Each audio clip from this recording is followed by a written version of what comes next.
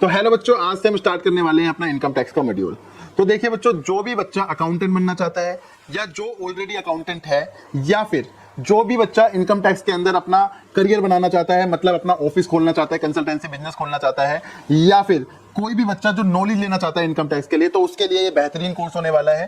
तो मैं इस कोर्स को बिल्कुल बेसिक से डिजाइन किया है। मतलब अगर आपको इनकम टैक्स के बारे में कुछ भी नहीं पता, लेकिन आप क्या करना चाहते हो, इसके अंदर अपना करियर बनाना चाहते हो, तो आपके लिए बेहतरीन कोर्स होने वाला है, क्योंकि मैंने यहाँ पे बहुत सारे टॉपिक्स कवर किए हैं जो एक प्रोफेशनल बनने में आपकी मदद करेगा। तो हमने कौन कौन से टॉपिक कवर किए हैं एक बार देख लेते हैं। तो सबसे पहले है introduction to income tax system in India. तो सबसे पहले हम सीखेंगे कि इंडिया के अंदर इनकम टैक्स का सिस्टम क्या है, ठीक है। फिर इसके बाद हम सीखेंगे डायरेक्ट टैक्स क्या होता है, इनडायरेक्ट टैक्स क्या होता है, फाइनेंशियल ईयर क्या होता है, असेसमेंट ईयर क्या होता है, कैलेंडर ईयर क्या होता है, टैक्स ईयर मतलब जो अभी लेटेस्ट आया है टैक्स ईयर वो क्या होता है वो भी हम सीखेंगे। ओल्ड रिजीम क्या होता है, न्यू रिजीम क्या होता है, रेजिडेंशियल स्टेटस क्या होता है, इनकम टैक्स कंसेप्ट टोटली बिल्कुल बेसिक से सीखने वाले हैं। सारे के सारे हम यहाँ पे एप्लीकेबल इनकम टैक्स रेट्स क्या होते हैं, जिसके ऊपर हमारा टैक्स लगता है, वो सारे के सारे हम रेट भी सीखेंगे, ठीक है। इसी तरीके से हमारे टैक्स पेयर्स अलग अलग तरीके के टैक्स पेयर्स होते हैं, जैसे individual, HUF, firm, LLP, company, AOI, BOI और ईटीसी, और भी बहुत सारे के सारे हम यहाँ पे डिटेल में सीखने वाले हैं। इसी तरीके से हमारी टोटल 5 हेड्स ऑफ इनकम होती है, मतलब जहां से आप पैसा कमाते हो, salary, house property, capital gain, profit and loss account and business and profession and other source also, ठीक है। तो सारे के सारे हम क्या है यहाँ पे डिटेल में सीखने वाले हैं। इनके अंदर जो भी कैलकुलेशन होगी बिल्कुल बेसिक से हम सीखने वाले हैं कि इसको कैसे कैलकुलेट करते हैं। फिर हम सैलरी हेड इन डिटेल में सीखेंगे, सैलरी क्या होती है, अलाउंसेस क्या होते हैं, परक्विजिट्स क्या होते हैं, और compensation received in place of salary के अगर कंपनसेशन मिलता है तो उसको कैसे टैक्सेबल करेंगे। इसी तरीके से रिटायरमेंट कोई बेनिफिट मिलता है तो आपको कैसे टैक्सेबल करना है, टैक्सेबल अलाउंस क्या होते हैं, एचआरए क्या होता है, इसी तरीके से स्पेशल अलाउंस क्या होते हैं, फुल्ली एग्जम्प्ट अलाउंस क्या होते हैं, टैक्सेबल नॉन टैक्सेबल परक्विजिट्स क्या होते हैं, और भी बहुत सारी चीज जो आपको इतने सारे टॉपिक्स दिख रहे हैं सारे के सारे हम यहाँ पे कवर करने वाले हैं। मैं आपको मेन बता दूं, जैसे एंटरटेनमेंट अलाउंस क्या होता है, टैक्स ट्रीटमेंट क्या होता है, ग्रेच्युटी क्या होती है, पेंशन क्या होती है, लीव एनहेंसमेंट क्या होती है, लेट आउट प्रॉपर्टी है। फिर उसके बाद हम करेंगे basics of income from house property. House property से आपने पैसा कमाया तो उसको कैसे करोगे, लेट आउट क्या होता है, सेल्फ ऑक्यूपाइड क्या होती है, कैलकुलेटिंग करेंगे, ग्रोस एनुअल इनकम क्या होती है हमारी, इंटरेस्ट ऑन हाउसिंग लोन का क्या क्या बेनिफिट है, सारी के सारी देखेंगे। म्युनिसिपल टैक्सेस क्या होते हैं, डीम्ड लेट आउट किसे कहते हैं। इसी तरीके से 44 AD में जो अब जब हम बिजनेस करते हैं तो 44 AD की इनकम कैसे कैलकुलेट करते हैं, 44 AE से कैसे करते हैं, 44 ADA से कैसे करते हैं, डेप्रिसिएशन अंडर इनकम टैक्स कैसे होता है, कैश ट्रांजेक्शन लिमिट क्या है, डिसअलाउंस क्या है, partnership firm, LLP, specific deductions क्या है इसके अंदर, maintenance of books of account, tax audit, बहुत सारे टॉपिक्स आपको यहाँ पे दिख रहे हैं, सारे के सारे कवर होने वाले हैं। इसी तरीके से कैपिटल एसेट्स क्या होती है, long term capital gain, short term capital gain, सारी की सारी चीजें हम सीखने वाले हैं। इसके बाद हम सीखेंगे एसटीसीजी कैसे कंप्यूट करते हैं, एलटीसीजी कैसे कंप्यूट करते हैं, ये क्या होता है बिल्कुल डिटेल में सीखने वाले हैं। कॉस्ट इन्फ्लेशन क्या होती है, एडवांस रिसीव अगर हुआ है तो उसका क्या ट्रीटमेंट करना है,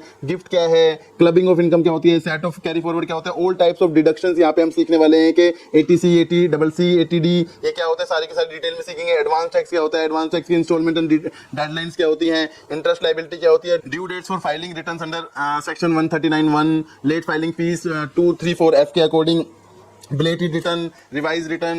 इसी तरीके से हम यहाँ पे जो भी हमारी रिटर्न होती है, डिफेक्टिव रिटर्न होती है, रेजिडेंशियल स्टेटस ऑफ एचयूएफ क्या है, residential status of firm, AOP, BOI, trust कैसे निकालते हैं, रेजिडेंशियल स्टेटस कंपनी क्या होते हैं, वर्चुअल डिजिटल एसेट्स क्या होती है, टैक्सेशन उस पे कैसे होती है। इसके बाद basis of TDS and TCS and why and how कैसे करते हैं इसको। इसी तरीके से हम ये सारी की सारी आईटीआर भी फाइलिंग करने वाले हैं, वो भी लाइव प्रैक्टिकल अपने क्लाइंट के डाटा से मैं आपको करके दिखाऊंगा। आईटीआर 1 कब फाइल करते हैं, क्यों फाइल करते हैं, कैसे फाइल करते हैं, सारा का सारा लाइव पोर्टल के थ्रू मैं आपको समझाऊंगा। और जो हमारा new provision under direct tax code 2025 आया है वो भी मैं आपको यहाँ पे समझाऊंगा। लेकिन ये सारे प्रोविजन जो अभी ऑलरेडी आ रखे हैं उस करने के बाद एंड में हम जो लेटेस्ट अपडेट्स आए हैं डायरेक्ट टैक्स कोड 2025 आया है वो भी मैं यहाँ पे आपको समझाने वाला हूँ बिल्कुल डिटेल में, ठीक है।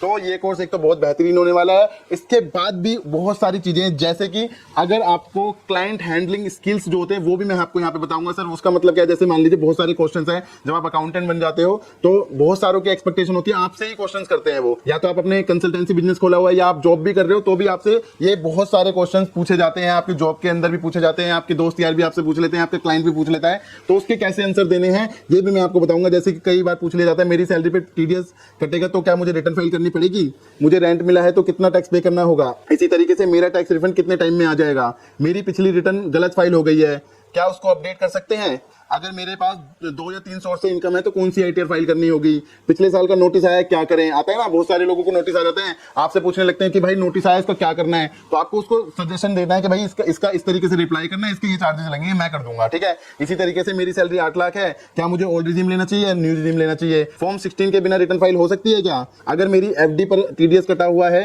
तो क्या करना चाहिए, मैंने 15 लाख रुपए लॉटरी में जीत लिए तो क्या मुझे टैक्स भरना पड़ेगा, मैंने प्रॉपर्टी सेल की है तो क्या मुझे आईटीआर भरनी होगी। कई बार लोग पूछते हैं यार मैंने ना प्रॉपर्टी खरीदी थी 10 लाख की खरीदी थी, 90 लाख रुपए की बेच दी है, क्या मुझे टैक्स भरना पड़ेगा, क्या मुझे आईटीआर भरनी पड़ेगी, अगर भरनी पड़ेगी तो कैसे भरनी पड़ेगी, क्या मेरा कितना टैक्स कैलकुलेट होगा, सारी की सारी चीजें आपसे पूछते रहते हैं। जब आप उनको पता होता है कि ये पर्सन क्या है, अकाउंटेंट है या फिर ये एक टैक्स कंसल्टेंट है, तो आपसे ये सारे क्वेश्चंस पूछे जाते हैं मार्केट के अंदर, तो आपको इस चीज का पता होना चाहिए। तो ये सारी की सारी चीजें मैं यहाँ पे कवर करने वाला हूँ। इसी तरीके से मेरी कंपनी ने टीडीएस नहीं काटा है, मुझे क्या करना पड़ेगा, मैंने फ्रीलांसिंग और सैलरी दोनों से इनकम कमाई है तो कौन सी आईटीआर फाइल होगी, क्या आईटीआर फाइल करने के बाद रिवाइज कर सकते हैं, रिटर्न लेट फाइल करेंगे तो पेनल्टी लगेगी क्या, पिछले साल का रिफंड नहीं आया अब क्या करूं मैं। कई बार लोग आते हैं ना, यार मैंने ना रिटर्न फाइल करी थी, मेरा इतना सारा रिफंड है, 1 लाख रुपए अभी तक नहीं आया, गवर्नमेंट ने अभी तक वापस नहीं किया, तो क्या करना है, कैसे देखना है और कब तक आएगा, सारी की सारी चीजें आपसे पूछी जाती हैं। क्या पैन और आधार लिंक करना जरूरी है रिटर्न फाइल करने के लिए, मैं स्टूडेंट हूं और मैं पार्ट टाइम इनकम कमाता हूं, क्या मुझे भी रिटर्न फाइल करनी होगी, मुझे 50,000 का कैपिटल गेन हुआ है शेयर बेच के, तो क्या आईटीआर में दिखाना होगा या फिर मेरे पे को कितना टैक्स देना होगा, ये भी आपसे पूछते हैं। हाउस लोन के इंटरेस्ट का डिडक्शन कैसे क्लेम होता है, एग्रीकल्चर इनकम है 2 लाख की तो क्या आईटीआर में दिखाना पड़ेगा, मेरा टर्नओवर 1 करोड़ से कम है तो क्या मुझे ऑडिट करवानी पड़ेगी, बिजनेस में लॉस है क्या मुझे आईटीआर फाइल करनी चाहिए, ये क्वेश्चन भी पूछ लेते हैं। क्या आईटीआर फाइल ना करने से नोटिस भी आ सकता है। इसी तरीके से कई लोग लोन के लिए अप्लाई करते हैं तो क्या करते हैं, लोन के लिए क्या होता है, पिछले 3 साल की रिटर्न मांग ली जाती है, तो आपसे पूछ लेते हैं कि भाई बैंक से 3 साल की रिटर्न मांगी गई है तो क्या मैं बैकडेटेड रिटर्न फाइल करवा सकता हूं, मतलब मेरी पीछे वाली जो रिटर्न है 3 साल 4 साल की रिटर्न फाइल हो सकती है। तो आपसे इस तरीके के क्वेश्चन पूछे जाते हैं कहां पे, मार्केट के अंदर, जब आप कंसल्टेंट बन जाते हो या फिर अकाउंटेंट बन जाते हो। तो आपको इस सभी की जानकारी यहाँ पे हमारे इस कोर्स में मिलने वाली है।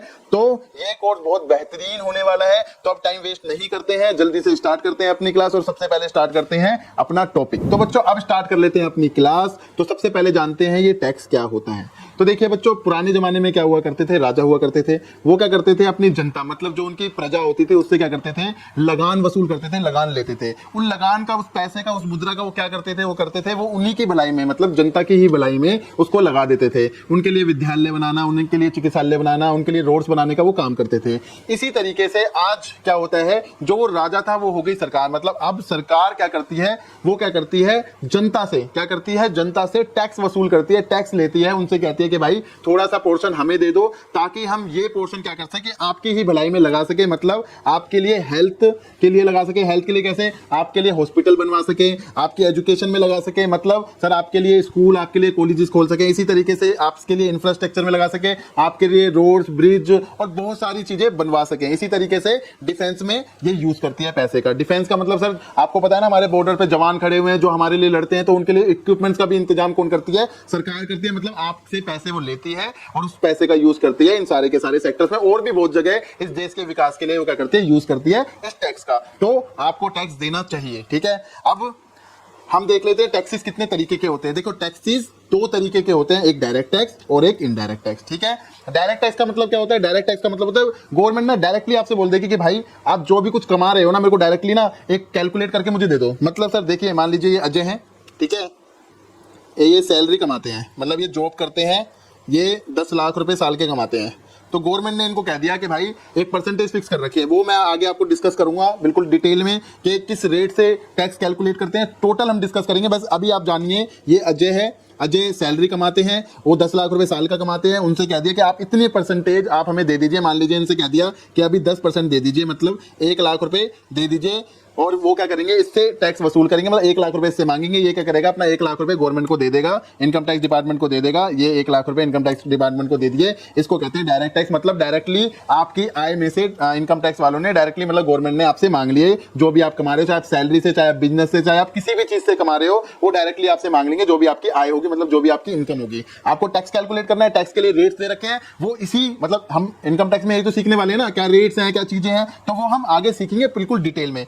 इनडायरेक्ट टैक्स में क्या होता है, मान लीजिए आप किसी होटल में गए, खाना खाने के लिए गए, ठीक है। अब क्या हुआ, इन्होंने जो होटल वाले, इन्होंने एक बिल बना दिया आपको, 10,000 का मान लीजिए बिल बना दिया, जिसके ऊपर 500 रुपए का टैक्स लगा दिया, जीएसटी लगा दिया, ठीक है। तो टोटल 10,500 रुपए आपसे ले लिए इन्होंने। तो ये क्या है, आप आप तो खाना खाने के लिए गए थे, आपसे तो इनडायरेक्टली ले लिए पैसे, लेकिन आपको देने पड़े। इन्होंने क्या करा, ये पैसे जो 10,500 रुपए लिए, इसमें से जो 500 रुपए टैक्स के वसूल किए हैं, ये क्या कर देंगे, अपना डिपार्टमेंट को 500 रुपए इस तरीके से दे देते हैं। मतलब यहाँ पे भी आपको गवर्नमेंट ने पैसे ले लिए, गवर्नमेंट ने आपसे यहाँ पे भी पैसे ले लिए, लेकिन वो डायरेक्टली नहीं मांगे, वो किसकी मदद से मांगे, एक होटल की मदद से मांग लिए, आपसे इनडायरेक्ट तरीके से पैसा मांग लिया गया, तो इसको कहते हैं इनडायरेक्ट टैक्स, कहते हैं जैसे कि जीएसटी। ओके, अब हम पढ़ेंगे कि हमारे इंडिया के अंदर, हमारे इंडिया का स्ट्रक्चर कैसा है। देखिए हमारे इंडिया के अंदर 28 स्टेट्स हैं। कितनी स्टेट्स हैं? 28 स्टेट्स हैं, 8 यूटी हैं। मतलब सर, मतलब ये जो 28 स्टेट है इंडिया के अंदर, ये अपने आप को चलाती हैं। इसी तरीके से जो यूटी है ये भी अपने आप को चलाती है, लेकिन इन सबको कौन चलाता है? Central government. कौन सी गवर्नमेंट?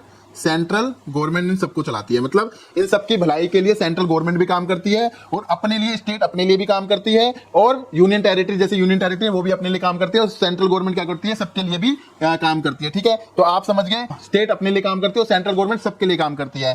तो क्या है, गवर्नमेंट अब हमारी दो तरीके की होगी। जैसे एक सेंट्रल गवर्नमेंट मैंने बोला था पूरे देश की भलाई के लिए काम करती है, स्टेट गवर्नमेंट अपनी स्टेट के लिए काम करती है। जैसे कि हरियाणा है, हरियाणा में जो हमारा सीएम है हमारी भलाई के लिए काम करेगा, यहाँ पे देखेगा कौन सी रोड खराब है, कौन सा रोड बनाना है, क्या चीज की कमी है, वो सारी की सारी चीजें क्या है, हरियाणा का सीएम देखेगा। इसी तरीके से सेंटर वाला क्या देखेगा, सेंटर वाला हर स्टेट को देखेगा, हर यूटी को देखेगा कि किसमें क्या चीज की कमी है। तो हमारे पास दो गवर्नमेंट होगी, एक सेंट्रल गवर्नमेंट होगी, स्टेट गवर्नमेंट होगी। सेंट्रल गवर्नमेंट इस वक्त कौन सी है? हमारी बीजेपी है। स्टेट गवर्नमेंट अलग अलग है, जैसे कि कहीं पे बीजेपी भी है, कहीं पे कांग्रेस भी है, तो हर स्टेट में अलग अलग सीएम है। ठीक है, तो हम ये क्यों सीख रहे हैं अब आगे बताऊंगा मैं। देखिए हमने बताए थे टैक्सेस हमारे कितने तरीके के होते हैं, दो तरीके के होते हैं सर। डायरेक्ट टैक्स होता है, इनडायरेक्ट टैक्स होता है। अब डायरेक्ट टैक्स जो कौन वसूल करेगा और इनडायरेक्ट टैक्स कौन वसूल करेगा, इसलिए मैं आपको बता रहा था कि सेंट्रल गवर्नमेंट होती है और स्टेट गवर्नमेंट होती है। जो डायरेक्ट टैक्स का पैसा है, जो डायरेक्टली पैसा लिया गया है, वो डायरेक्ट टैक्स का पैसा क्या होता है, हमारी सेंट्रल गवर्नमेंट लेती है, और इनडायरेक्ट और जो इनडायरेक्ट टैक्स से कलेक्शन होती है वो कुछ स्टेट गवर्नमेंट लेती है और कुछ सेंट्रल गवर्नमेंट लेती है। ठीक है, इसका मतलब क्या हो गया कि जो हमारे टैक्सेस मिलेंगे, जो डायरेक्टली मिलेंगे, उसको कौन लेगी? उसको डायरेक्टली सेंट्रल गवर्नमेंट लेगी, और इनडायरेक्ट टैक्स का कुछ पोर्शन भी हमारी सेंट्रल गवर्नमेंट लेती है, और जो स्टेट गवर्नमेंट होती है वो इनडायरेक्ट टैक्सेस ही लेती है, वो डायरेक्ट टैक्सेस को नहीं लेती है। ठीक है, अब आगे बढ़ते हैं। अब हम स्टार्ट करने वाले हैं बच्चों डायरेक्ट टैक्स, क्योंकि देखिए मैंने आपको बोला था हम इनकम टैक्स सीखने वाले हैं। आपको पता चल गया इनकम टैक्स क्या होता है, इनकम टैक्स डायरेक्ट टैक्स होता है, ये भी हमने देख लिया। टैक्स किसे कहते हैं, ये सारी की सारी चीजें हमने देख ली, ये भी देख लिया हमें। दो तरीके की गवर्नमेंट होती है, एक सेंट्रल गवर्नमेंट होती है, स्टेट गवर्नमेंट होती है। ठीक है, अब हम सीखने वाले हैं इनकम टैक्स। इनकम टैक्स के अंदर क्या होता है, आगे चलते हैं। देखिए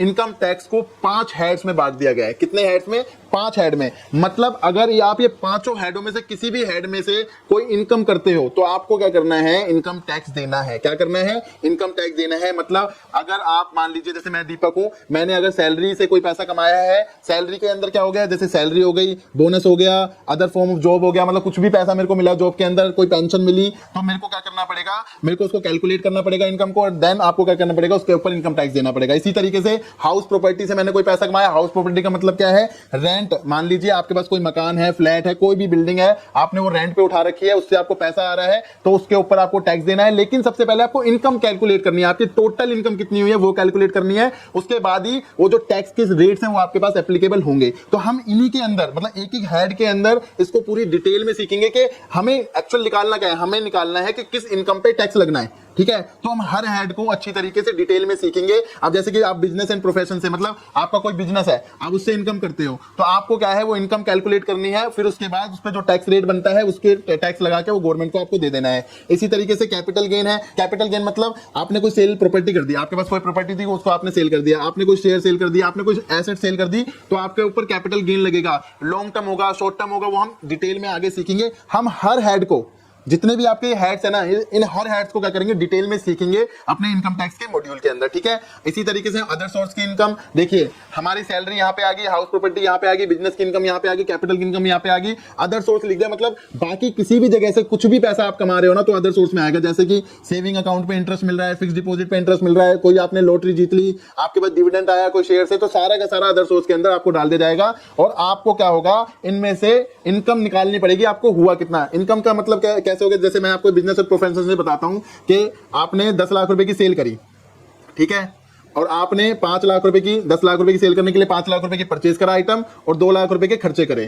तो आपको ये बिजनेस एंड प्रोफेशन के अंदर जब मैं आपको नॉलेज दूंगा तो मैं आपको बताऊंगा कि कौन सा खर्चा माइनस करना है, कौन सा खर्चा माइनस नहीं करना, क्या डिडक्शन मिलती है, सारी की सारी चीजें डिटेल में बताऊंगा। तो यहाँ पे जो इनकम निकल के आई वो कितनी आई, 3 लाख रुपए।